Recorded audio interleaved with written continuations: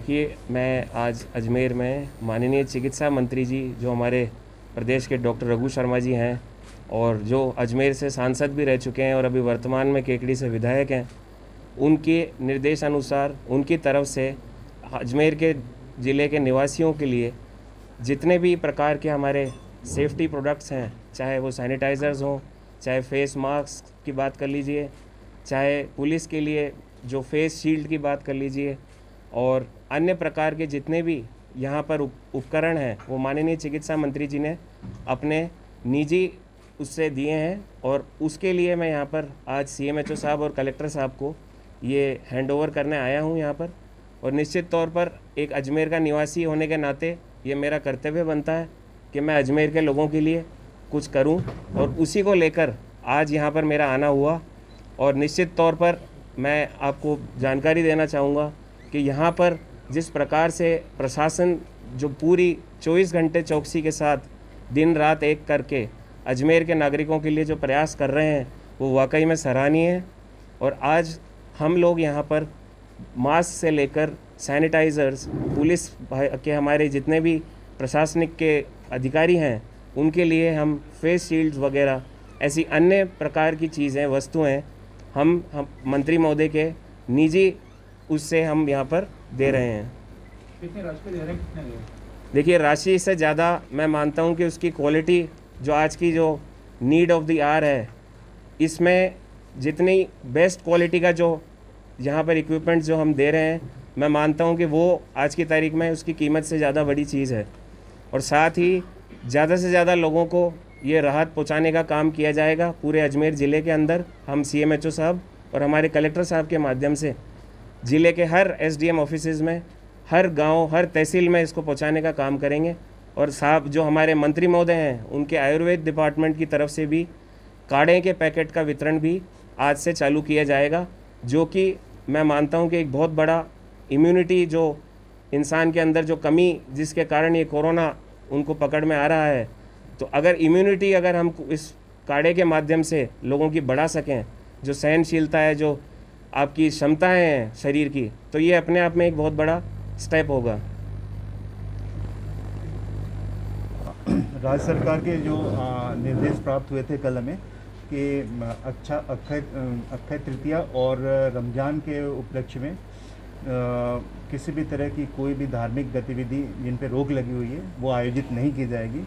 और इसके संबंध में जो भी समाज सेवी हैं, जनसेवी हैं, जनप्रतिनिधि हैं और धार्मिक गुरु हैं, धार्मिक रिप्रेजेंटेटिव्स हैं, उन सभी के साथ हमने मीटिंग की है और उनको ये अवगत कराया है कि राज्य सरकार के ये निर्देश है कि अक्षय तृतीया और रमज़ान के मौके पे जो डायरेक्शंस हैं वो लॉकडाउन के लिए और जो हमारा अलग से जो धारा 144 है उसके संबंध में किसी भी तरह की कोई भी धार्मिक गतिविधि अलाउ नहीं है।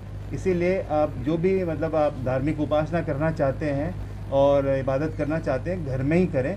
और इसके संबंध में हमने जो भी उनके धार्मिक गुरु हैं, धार्मिक लीडर्स हैं, उनसे हमने चर्चा कर ली है और उनको ये इंस्ट्रक्शंस दे दिए हैं कि अगर आप इस नियम को तोड़ते हैं तो आपके खिलाफ़ कार्रवाई की जाएगी। और उनका भी काफ़ी अच्छा रिस्पांस मिला है। उन लोगों ने हमें ये आश्वस्त किया है कि इन नियमों का हम कहीं भी अवहेलना नहीं करेंगे।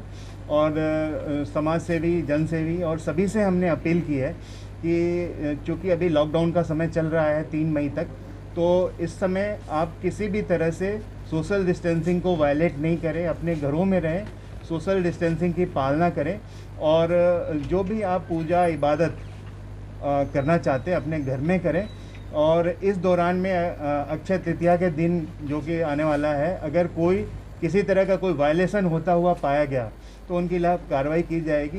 कोई भी पंडित, अगर कोई भी व्यक्ति इस तरह के आयोजन में सम्मिलित होता है, धारा 144 की अवहेलना करता है, तो उसके खिलाफ कार्रवाई करने के लिए हमने निर्देशित सभी एसडीएम्स को कर दिया। अजमेर ज़िले में कितने तबलीगी जमात के लोग हैं जो आइडेंटिफाई हुए हैं और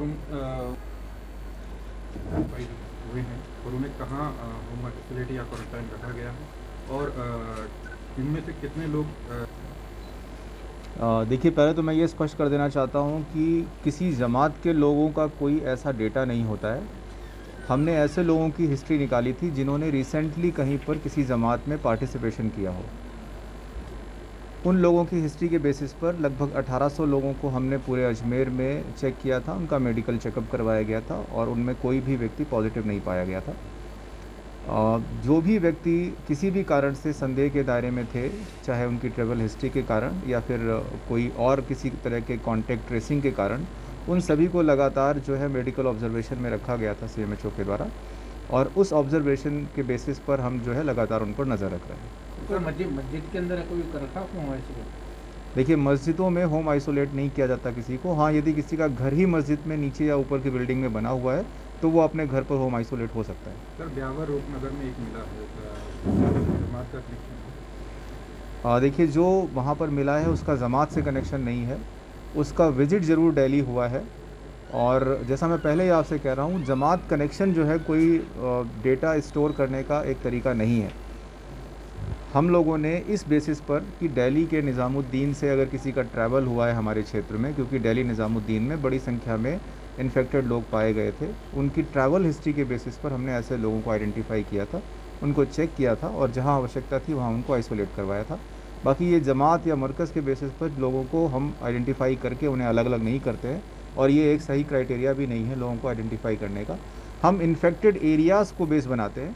यदि कोई इन्फेक्टेड एरिया के कॉन्टैक्ट लिस्ट में है, कोई कॉन्टैक्ट ट्रेसिंग में सामने आ रहा है, उसे हम आइसोलेट करते हैं। जमात और मरकज़ के बेसिस पर डिफ्रेंशिएट करना सही क्राइटेरिया नहीं है। सबसे पहले तो हमारे जो चिकित्सा एवं स्वास्थ्य मंत्री जो काफ़ी सजगता से और लगन से और हमारे को मोटिवेट कर रहे हैं, तो सबसे पहले तो उनका आभार कि उन्होंने अजमेर ज़िले के लिए एक खास सामग्री जो पूरे नागरिकों के लिए और सबके लिए ज़रूरी थी वो भिजवाई है।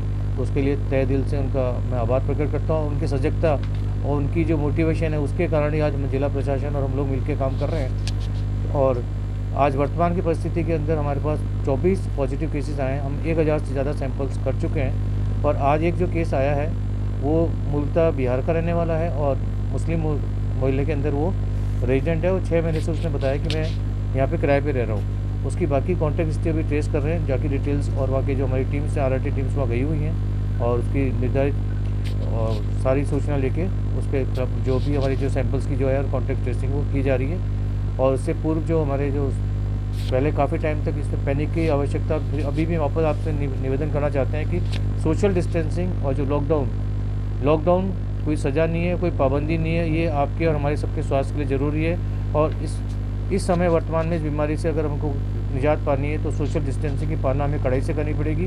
अगर हमने इसको कर ली बेखूबी से तो हम काफ़ी हद तक इस बीमारी से निजात पा सकते हैं।